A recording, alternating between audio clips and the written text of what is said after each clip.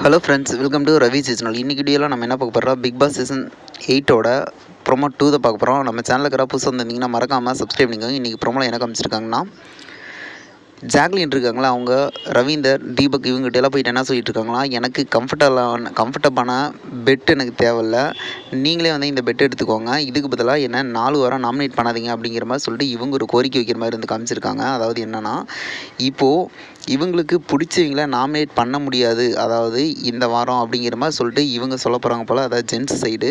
உடனே இவங்க என்ன சொல்கிறாங்கன்னா, எனக்கு பிடிச்சவங்கள நாமினேட் எப்போ எனக்கு தோணுதோ அப்போ நான் பண்ண தோணும் அப்படிங்கிற மாதிரி சொல்லிட்டு, அதனால் எனக்கு கம்ஃபர்டபுள் பெட்டு வேணாம், நீங்களே எடுத்துக்கோங்க அப்படின்னு சொல்கிற மாதிரி காமிச்சிருக்காங்க.